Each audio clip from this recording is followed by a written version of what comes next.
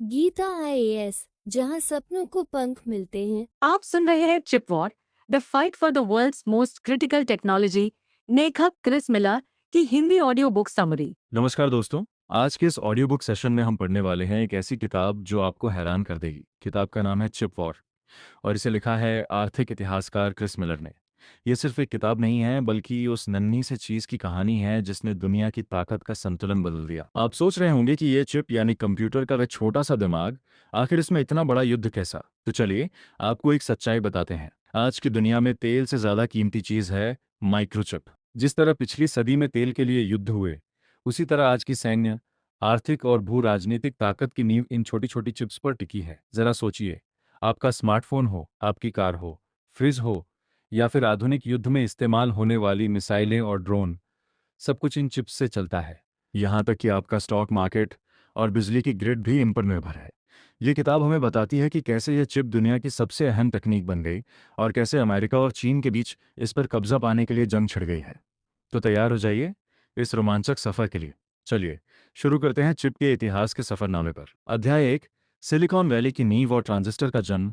हमारी कहानी शुरू होती है 20वीं सदी के मध्य में। उस समय दुनिया में रेडियो और टेलीफोन में बड़े बड़े वैक्यूम ट्यूब लगते थे जो गर्म होते थे और बहुत जगह घेरते थे। फिर 1947 में बेल लैब्स में एक क्रांतिकारी आविष्कार हुआ, ट्रांजिस्टर। ये वैक्यूम ट्यूब का छोटा, बेहतर और कम बिजली खाने वाला विकल्प था।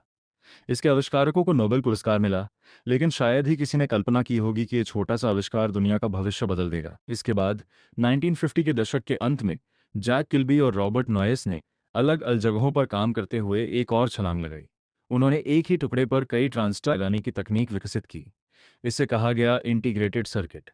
यही वह जादू था जिसने चिप को जन्म दिया। इनमें से रॉबर्ट नॉयस ने फेयरचाइल्ड सेमीकंडक्टर नाम की कंपनी छोड़ी और गॉर्डन मूर के साथ मिलकर एक नई कंपनी बनाई, इंटेल। इंटेल ने वह काम किया जो आज तक कायम है। उन्होंने मेमोरी चिप्स और माइक्रोप्रोसेसर बनाने शुरू किए। यहीं से सिलिकॉन वैली का उदय हुआ, जहां प्रतिभा, पूंजी और जोखिम उठाने वाले लोगों ने मिलकर तकनीक की नई दुनिया बनाई। अध्याय 2, शीत युद्ध और अमेरिका की जीत का राज।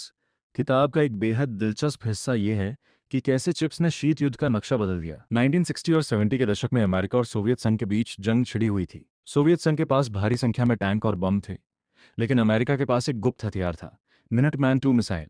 इस मिसाइल में एक खास चिप लगी थी। ये चिप इतनी सटीक थी कि मिसाइल को दूर से ही सही निशाने पर ले जा सकती थी। क्रिस मिलर बताते हैं कि अमेरिका की यह तकनीकी शिष्टता ही वह कारण थी जिसने सोवियत संघ को हथियारों की दौड़ में पीछे छोड़ दिया।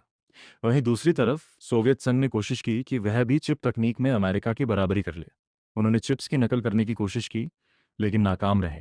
किताब में बताया गया है कि सोवियत संघ की समस्या ये थी कि वहाँ नवाचार, open parenthesis, innovation, close parenthesis की संस्कृति नहीं थी। अमेरिका में सेना ने शुरुआत में 90% तक चिप्स खरीदे, लेकिन जल्द ही कमर्शियल मार्केट, ओपन पैरेंथेसिस जैसे कैलकुलेटर, कंप्यूटर, क्लोज पैरेंथेसिस ने चिप की डिमांड को इतना बढ़ा दिया कि सेना का हिस्सा घटकर सिर्फ 1% रह गया। इस कमर्शियल प्रतिस्पर्धा ने अमेरिकी कंपनियों को लगातार बेहतर और सस्ते चिप बनाने के लिए मजबूर किया, जबकि सोवियत उद्योग सिर्फ सरकारी जरूरतों तक सीमित रह गया और पिछड़ गया। अध्याय 3, विनिर्माण का एशिया की ओर पलायन। 1980 और 90 के दशक में चिप उद्योग में एक बड़ा बदलाव आया। अमेरिकी कंपनियों ने महसूस किया कि चिप बनाना बहुत महंगा होता जा रहा है। एक चिप फैक्ट्री फैब बनाने में अरबों डॉलर खर्च होने लगे। ऐसे में एक नया मॉडल आया, फैबलेस कंपनियां जो सिर्फ चिप डिजाइन करती थीं, और फाउंड्री जो दूसरों के डिजाइन पर चिप बनाती थी। इस मॉडल को सबसे बेहतरीन तरीके से अपनाया ताइवान ने। ताइवान सरकार ने एक कंपनी बनाई, TSMC, Taiwan semiconductor manufacturing company. इसे शुरू किया मॉरिस चांग ने, जो खुद टेक्सास इंस्ट्रूमेंट्स में CEO बनने से चूक गए थे। TSMC का मॉडल क्रांतिकारी था। वह अपनी खुद की कोई चिप नहीं बेचते, बल्कि दूसरों के लिए चिप बनाते हैं। यही कारण है कि आज एप्पल, एनवीडिया, क्वालकॉम जैसी दिग्गज कंपनियां TSMC पर निर्भर हैं। इसी तरह दक्षिण कोरिया की सैमसंग और SK हाइनिक्स भी चिप विनिर्माण में दिग्गज बनकर उभरी। उन्होंने मुख्य रूप से मेमोरी चिप्स पर ध्यान केंद्रित किया। अध्याय 4, ASML और नैनो तकनीक का कमाल। किताब का एक रोमांचक अध्याय डच कंपनी ASML के बारे में है। दोस्तों, चिप बनाने के लिए सबसे जटिल मशीन होती है लिथोग्राफी मशीन। इस मशीन से सिलिकॉन वेफर पर सर्किट बनाए जाते हैं। जैसे जैसे चिप छोटी होती गई, यह प्रक्रिया मुश्किल होती गई। ASML ने दुनिया की सबसे उन्नत मशीन बनाई। UV extreme ultraviolet lithography machine. ये मशीन इतनी जटिल है कि इसे बनाने में हजारों कंपनियों के पुर्जे लगते हैं और इसकी कीमत एक जंबो जेट विमान के बराबर है। सबसे हैरान करने वाली बात यह है कि दुनिया में केवल एक ही कंपनी ASML ये मशीन बना सकती है। इस मशीन के बिना आज के सबसे एडवांस चिप जैसे 3 नैनोमीटर या 5 नैनोमीटर बनाना नामुमकिन है। यानी पूरी दुनिया की चिप इंडस्ट्री इस एक डच कंपनी पर निर्भर है। अध्याय 5, चीन की चुनौती और महत्वाकांक्षा। अब हम आते हैं किताब के सबसे अहम हिस्से पर, चीन। क्रिस मिलर बताते हैं कि चीन तेल से ज्यादा पैसे चिप्स आयात करने में खर्च करता है। ये चीन की सबसे बड़ी कमजोरी है। चीन समझता है कि अगर उसे आर्थिक और सैन्य महाशक्ति बनना है तो उसे चिप्स में आत्मनिर्भर बनना होगा। इसलिए चीन ने एक महत्वाकांक्षी योजना शुरू की जिसे वहां का मैनहट्टन प्रोजेक्ट कहा जा रहा है। चीन सरकार ने सेमीकंडक्टर इंडस्ट्री को बढ़ावा देने के लिए अरबों डॉलर लगाए हैं, लेकिन समस्या ये है कि चीन अभी भी उन्नत चिप बनाने में पिछड़ा हुआ है। उसके पास न तो ASML जैसी मशीन है और न ही TSMC जैसी विनिर्माण विशेषज्ञता।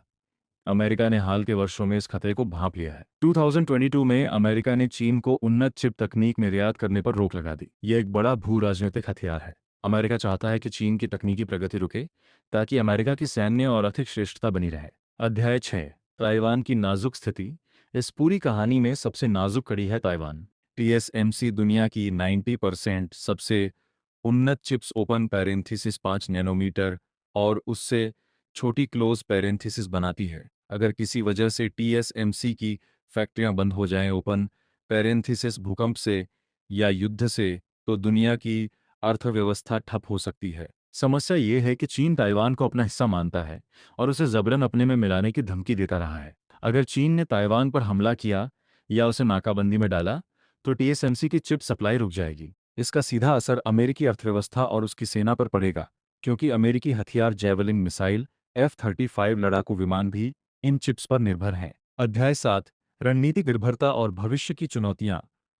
किताब का निष्कर्ष यह है कि आज की दुनिया चिप्स पर इस कदर निर्भर हो गई है कि यह एक रणनीतिक कमजोरी बन गई है। अमेरिका ने चिप डिजाइन और तकनीक पर तो कब्जा रखा, लेकिन विनिर्माण एशिया खासकर ताइवान पर छोड़ दिया।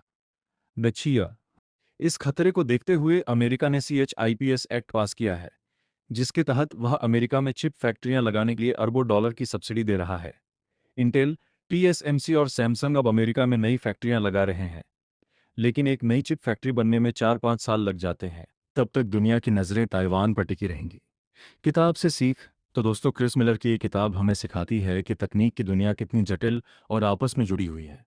जो चिप आपके फ़ोन में है वह शायद अमेरिका में डिज़ाइन हुई, ताइवान में बनी और उसे बनाने की मशीन यूरोप, नीदरलैंड से आई।